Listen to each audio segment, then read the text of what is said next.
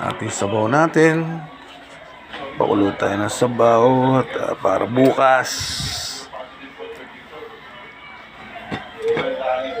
Uy, medyo pakulo pa lang. Alright. Hindi pa lang siya muhugot ng kulo. Pero timplado na to mga kabartek. At pagkulo nito, sakto na yung mga ingredients niya lahat. Paalat, lahat, bechin, yun lahat ng ano. Pagkulo nito, sakto na. At pagkatapos niyan, ipapakulo tayo ng puso. Dahil wala tayong nabiling bulaklak at lahat daw alang deliver. Ang tansya ko naman kaya naman lahat walang deliver, tataas. Magtataas ang chicharong bulaklak, kaya lahat sila nag-ipit ng kanilang mga paninda talagang ganon.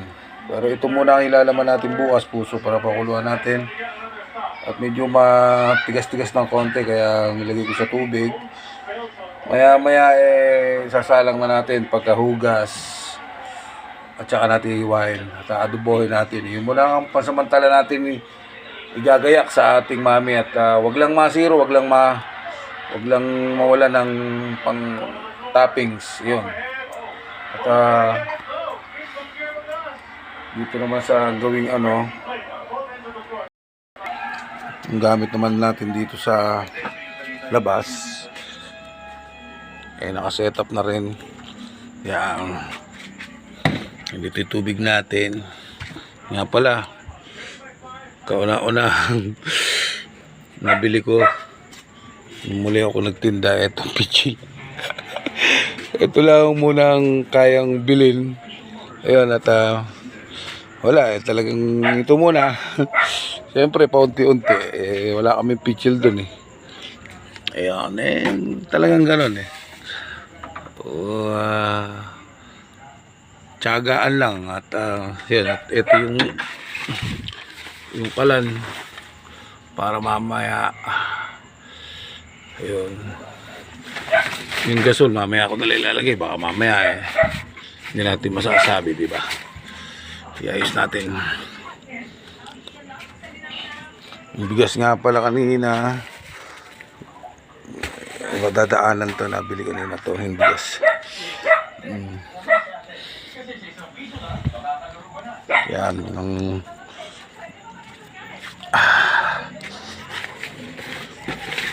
uy, alas 4, gising na tayo ngayon. At kailangan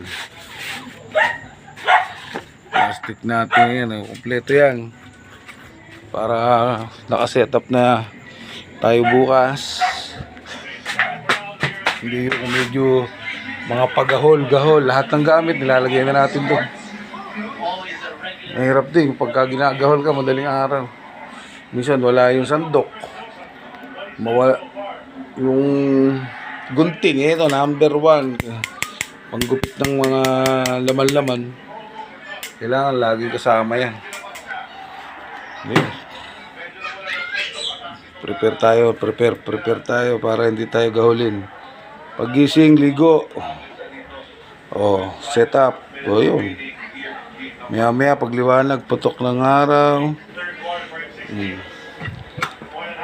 ayan na.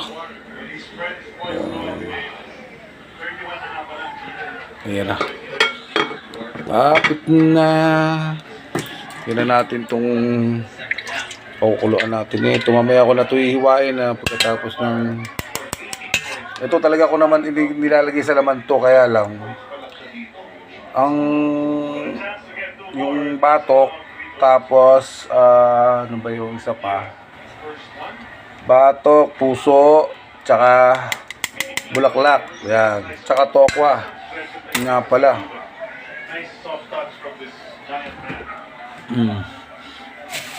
Ito nga pala yung tokwa. Yan. Yan ang mga halo natin sa ating mami. Siyempre may dadagdag pa tayo para maging mas maganda ang ating topping sa sa mami. Lahat ng gusto ng mga customer gagawin natin. Kung ano gusto nila. Ang ganda ng aking pakuluan. Ito yung nauwi ko sa abroad, itong pressure cooker na to. Kaya lang hindi ko ginamitan ng kanyang totoong takip. Baka sabugan ako dun eh. Ang ginamit ko lang yung sa kaldero namin. Pero saglit lang, kulo na agad siya eh. Tsaka matagal siyang bagong lumamig. Ayun oh. Yung pressure cooker na yan. Galing sa Qatar to eh.